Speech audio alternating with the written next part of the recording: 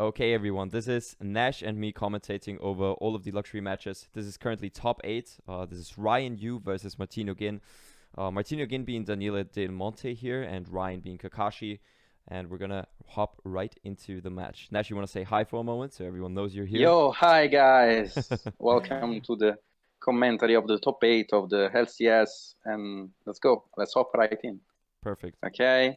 So Daniele Del Monte won the rock paper scissors shoot, and we'll see his end is Gamma, Safer, Toward Legacy, Quick Launch, and Ravine. He should start with Safer to normal summon, which he does, use the effect, which is totally fine, and then add one of the baby dragons, which is Collapse Serpent in this spot.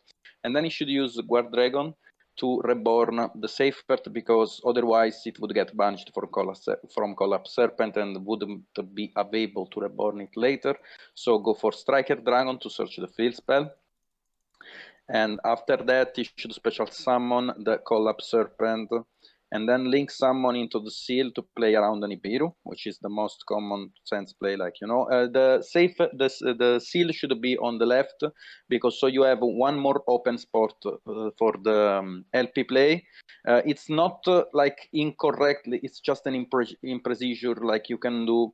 I really think comboing on the left is the best way to handle the Dragon Link combo, but I mean, it's fine right now doing it on the right because he doesn't have any good extender.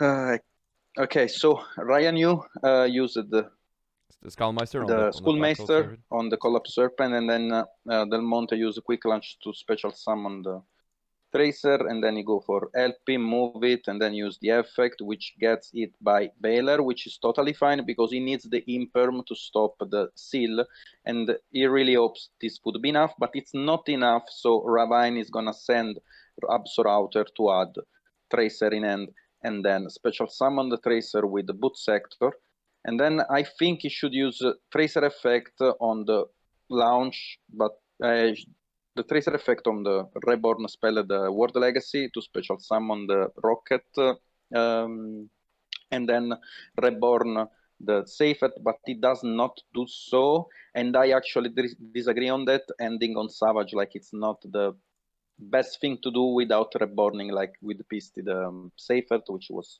the best play in my opinion. He didn't want to commit the Pisti, and ending with Savage right here. It's not optimal, but it would be still the same end board. That's it. Exactly, and we were also discussing maybe if Ryan should have impermed the Savage Dragon here, but you were saying that you think that you agree with not impermanencing the Savage here. Yes. We see Ryan's turn starting out with drawing the Thoroughblade as his 4th card. And yeah, I mean, technically there is not much Ryan can do here anyway. He doesn't have an extender so far. He has to hope that he draws something off the Thoroughblade. He uses the impermanence on the seal, hoping that his opponent, Martino, wouldn't negate it with the Savage, but of course, Martino, knowing that against the Zodiac matchup, the bounce of the seal is extremely important. So he negates it and bounces the Zodiac monster back to hand. He draws another Zoo monster, and that is pretty much game from there. Martino's going to summon out another monster from the deck to chamber to give him follow-ups. Yeah, this was a very quick game. There were nothing Ryan could do, and I actually agree on the fact that you shouldn't use impermanence except for baiting Hieratic Seal.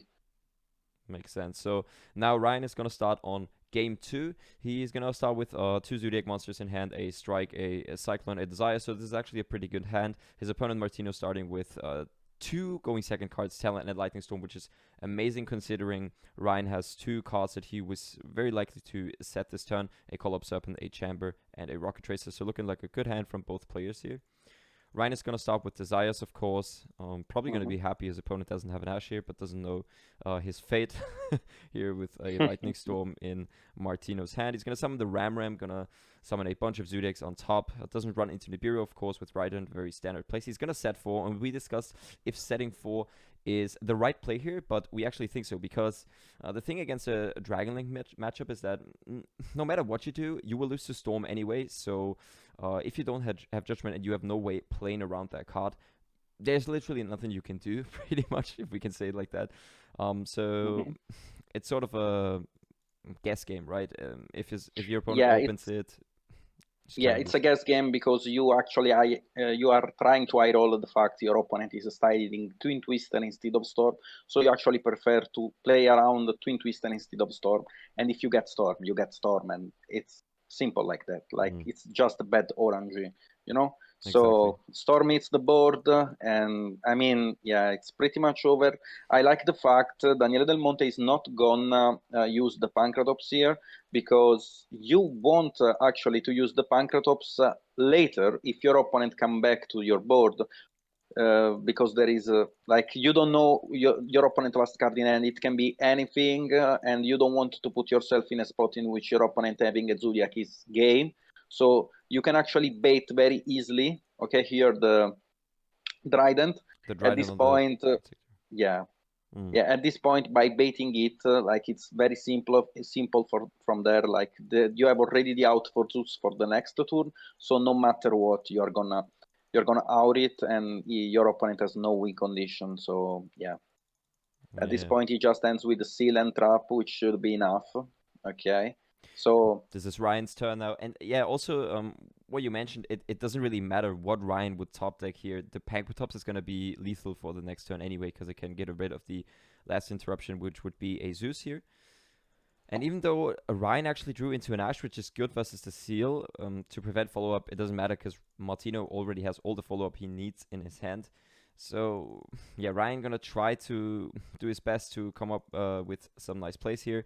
I'm gonna try to summon a Zeus for 6, I believe, as we're gonna see here in just some short time. But it's not gonna matter because the Pancratops, like you said, very well played also here by Martino, that he held the Pancratops for the next turn, understanding that in this matchup, you know, if you can kill the Zeus on the following turn, it's going to be very good for you. So yeah, there's 4 cards versus a Zeus. Hit the Zeus and then full combo, and that's game, guys.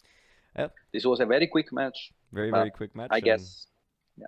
Nothing too special, I would say. I think the Lightning Storm just hit Ryan super hard. And yeah, we'll see you guys in the next video, and see you. See you next time.